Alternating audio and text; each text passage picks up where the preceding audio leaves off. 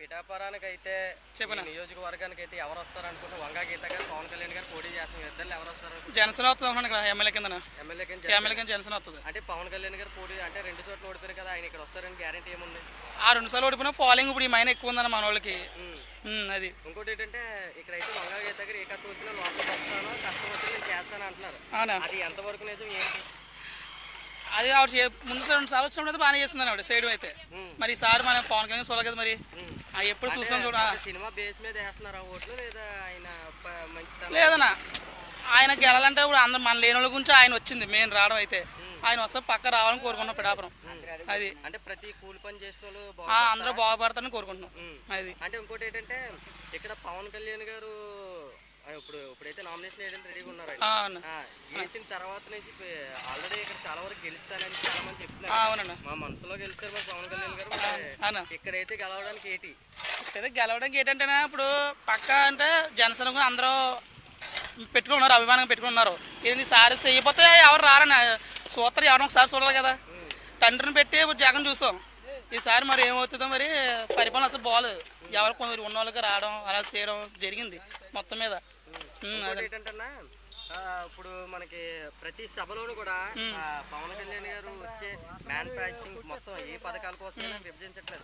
Only అయితే జగన్ గారిని విమర్శించడానికి అనేసి వైసీపీ వాళ్ళు చెప్తున్నారు. ఆయన ఏదైనా బయటకు పెడితే కదా జనాలకు తెలిసేది, ఎప్పుడు ఓటు వేయండి ఏంటి చెప్పట్లేదు.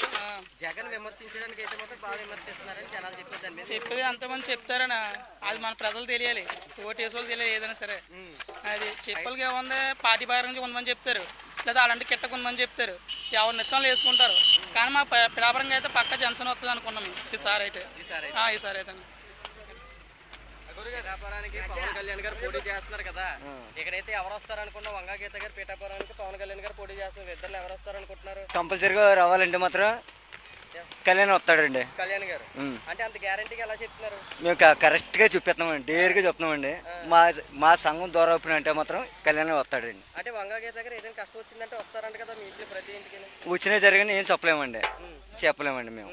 అంటే కష్టాలు వచ్చినప్పుడు ఆవిడ వచ్చేవారండి. కాకపోతే 2 సంవత్సరాలు మమ్మల్ని చూసారు కానీ మాకేం పెద్ద ఇది అనిపించలేదు.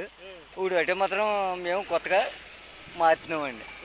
అంటే సినిమాల పరంగా వేస్తున్నారు ఆయన కోటు, మామూలుగా వేయాలని వేస్తున్నామండి. వేయాలని 2 చోట్ల ఓడిపోయారు కదా, ఓడిపోయినా ఈ టిప్స్ చూడాలండి. మేము ఇక్కడైతే గెలుస్తారని నమ్మకం ఉందా? మాకు కంపల్సరీ నమ్మకం ఉందండి. కంపల్సరీ అండి.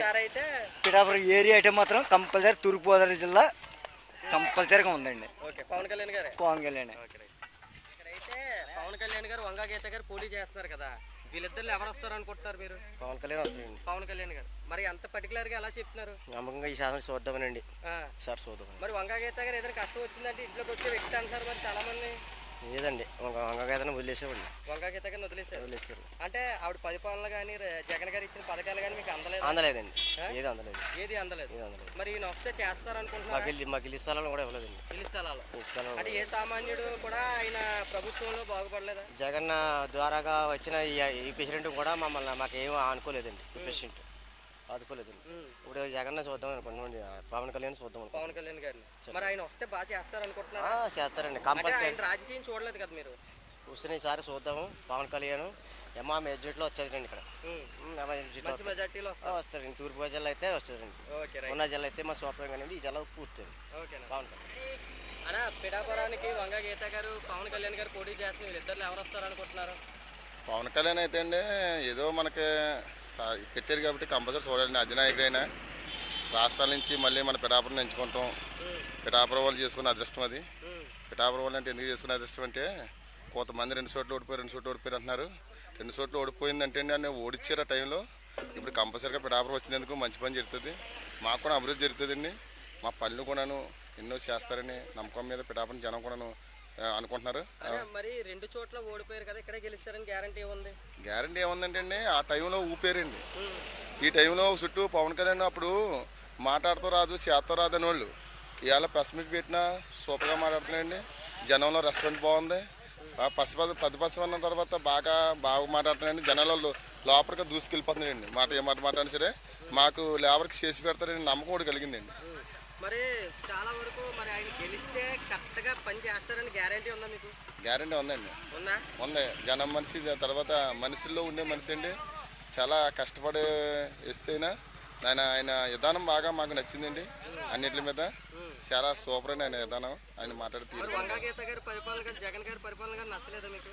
వంగాగీత పరిపాలన అంటే వంగాగీత గారిని పీఆర్పీలో నగ్గించింది మేమే అండి. అప్పుడు ఆ టైంలో నగ్గించామంటే ఆ టైంలో ఆవిడ చేసింది. ఏం చేసింది అంటే అండి, ఆ సార్ చేసిన తర్వాత ఆవిడ వెళ్ళిపోయిందండి. మళ్ళీ 5 సంవత్సరాలు పెట్టలేదండి. మళ్ళీ 5 సంవత్సరాల తర్వాత మళ్ళీ పెట్టినా ఎంపీకి పెట్టినా సరే పిడాపనికి ఏం చేయలేదండి. ఏదైనా సరే 10 సంవత్సరాలు పక్క వెళ్ళిపోయిన తర్వాత ఇవాళ చేశారంటే ఏం చేయలేదండి. పిడాపురం ఎప్పుడు ఎక్కడ వేసింది అలాగే ఉందండి. పిడాపురం చేసిందంటే నామబద్ధంగా చేశారు ఇంతే వీళ్ళు. అంటే అప్పటి నుంచి ఇప్పుడు దాకా ఏం కనిపించారు ఆవిడ? అసలు మన ఓట్లో ఎలక్షన్ కూడా రాలేదా? ఓటింగ్ ఎంపీ దగ్గరతో తిరిగి వెళ్ళిపోయారు అంతే అండి. నగ్గిన తర్వాత కంట్లో నియోజకవర్గంలో తిరగలేదండి ఆవిడ. అయితే ఈసారి అయితే కంపల్సరీగా జనసేనకి కంపల్సరీగా వేస్తాం. Okay right.